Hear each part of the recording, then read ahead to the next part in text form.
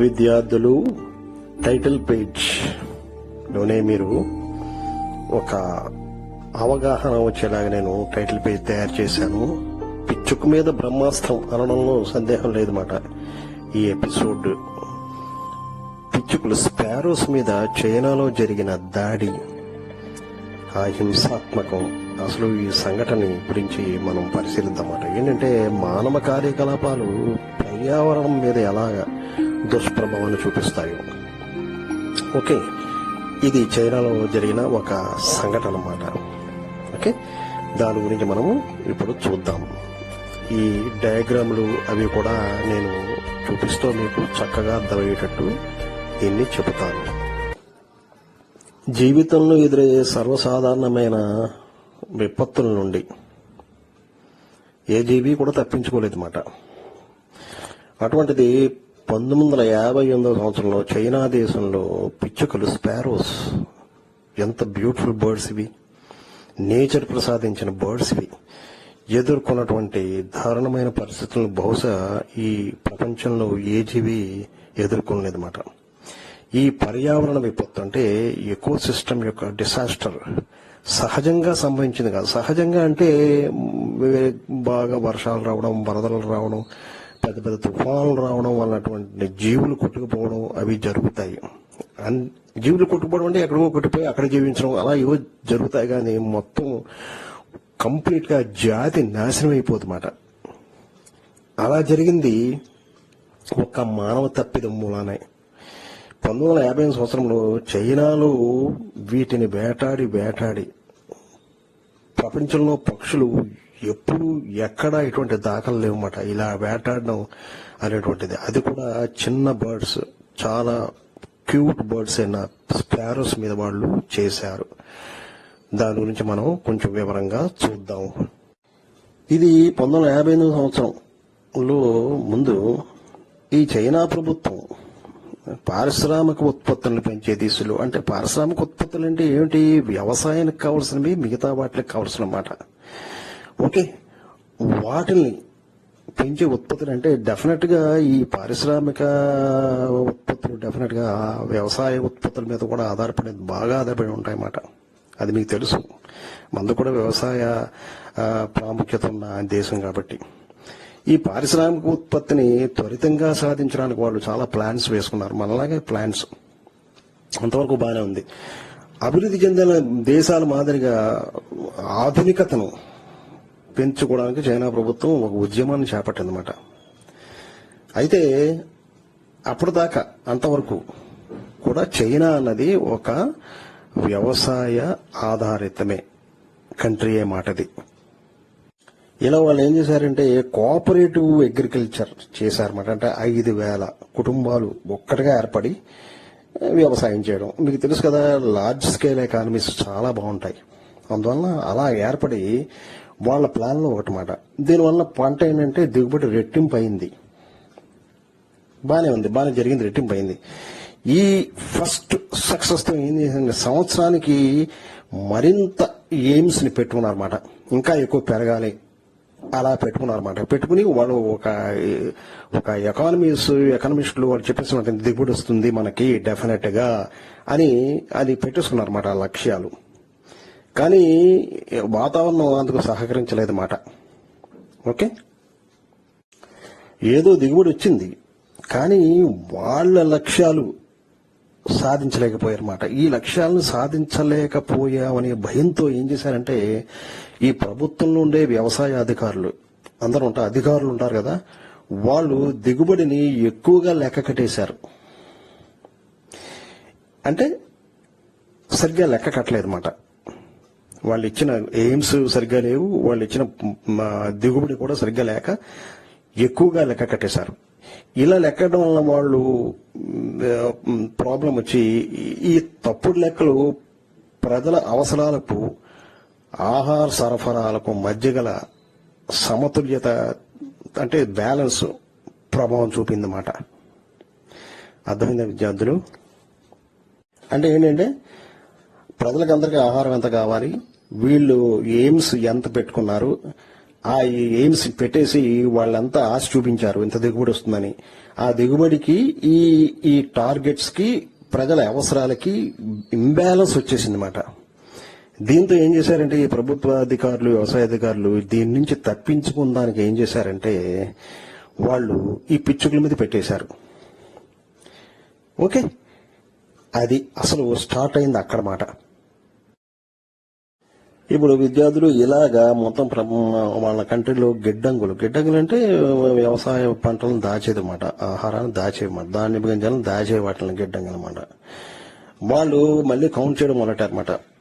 వాళ్ళు ఏం చెప్పారంటే ప్రతి గిడ్డంగిలి సంవత్సర కాలంలో ఒక పిచ్చుక సుమారు 1.8 ధాన్యపు గింజలు తినేస్తుందని, ఆ తినేయడం వల్లనే మన ఎయిమ్స్ కి, ప్రజల అవసరాలకి ఉండేటువంటి ఈ సమతుల్యత వచ్చిందని. అంటే మనం లెక్కలు బాగానే కట్టాం, పండించడం బాగానే పండించాం, కానీ ఈ పిచ్చుకలు 1.8 కిలోల ధాన్యపు గింజలు తినేసింది. ఒక్కొక్క పిచ్చుక కొన్ని లక్షల కోట్ల పిచ్చుకలు ఉన్నాయి కాబట్టి అవన్నీ తినేసాయి కాబట్టి మనకి కొత్త ఏర్పడింది అని ఈ పిచ్చుకల పైన నేరాన్ని మోపారన్నమాట. అది అసలు స్టార్ట్ అయింది. దీంతో ఏమైందంటే చూడండి, మనం 1వ నెంబర్ ఇచ్చాం. ఆ డయాగ్రామ్ లో అధికారులు ఒక నిశ్చయానికి వచ్చారన్నమాట. ఏంటంటే పిచ్చుకల్ని మనం సంహరించాలి అనేటువంటి ఒక నిర్ణయం తీసుకున్నారు. పిచ్చుకలు ఉండకూడదు, ఇన్ని పిచ్చుకలు ఉండడం వల్ల ఆహార సమస్య వచ్చేస్తోంది అని పిచ్చుకలు ఉండకూడదు నిర్ణయం తీసుకున్నారు. China order to kill all sparrows in the country.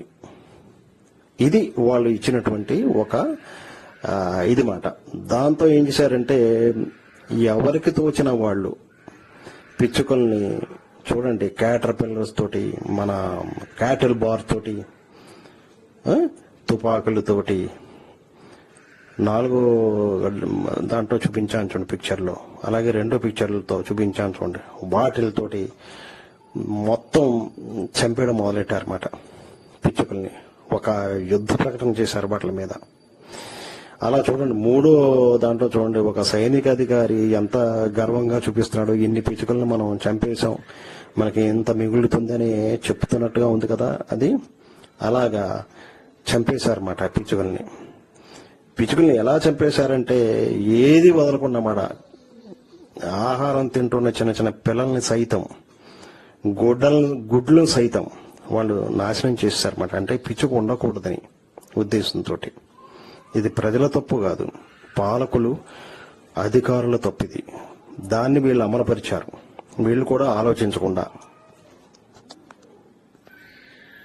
అలా చూడండి, 6వ డయాగ్రామ్ లో చూపించాను. పిచ్చుక చాలా పేలవంగా చూస్తుంది, గుట్టలుగా పిచ్చుకల మాట చంపేసినవి. చూడండి 7వది ఏంటంటే క్యాంపెయిన్ చేయడం మాట. క్యాంపెయినింగ్ లో కూడా చేయడంలో కూడా ప్రభుత్వం బహుమతులు ప్రకటించిందన్నమాట. ఇన్ని వేల ఆ పిచ్చుకలను చంపితే మీకు ఇంత బహుమానాలు ఇస్తాం. అదే పై అధికారి చూపిస్తున్నాడు, ఒక ఆయన ఇన్ని పిచ్చుకలు చంపారు, ఆయనకి మంచి బహుమానం ఇస్తామని. చూడండి పిచ్చుకని ఆ 7వ డయాగ్రామ్ లో పిచ్చుకని ఒక కర్ర కట్టి ఆ పిచ్చుకని ఎలా చంపాలి, పిచ్చుకలు ఉండకూడదని ఇలాగా ప్రజలు రకాలు పైన చెప్పుకున్నాం కదా, వలలు పన్నేసి వలల్లో వాటిని కొట్టి చంపేసి విషం కూడా పెట్టి, ఓకే, ఎగరలేక డప్పులు వయసు ఎగరలేక శబ్దాలకి చచ్చిపోతూ ఉండే మన వాటి గూళ్ళని నాశనం చేశారు, పగలగొట్టేశారు వాటి గూళ్ళని. పిల్లలు కూడా వదలకుండా చంపేశారని చెప్పుకున్నాం కదా.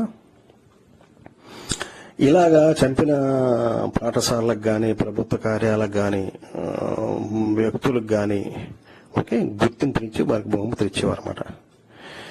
ఇలా జరిగిన కొంత కోల అయినప్పటికీ కొంతమంది శాస్త్రవేత్తలు చనిపోయిన పిచ్చుక జీర్ణ వ్యవస్థలో పదార్థాన్ని పరిశీలించారన్నమాట. తర్వాత అసలు ఏమిటి వీళ్ళు చేసింది ఏమిటి, ఏమైందని సైంటిస్టులు దాన్ని పరిశీలించారు. దానిలో 3 వంతులు పంటలను నాశనం చేసే క్రిమికీటకాలు ఉండడం, 1 వంతు మాత్రమే ధాన్యపు గింజలు ఉండడం కనుగొన్నారు.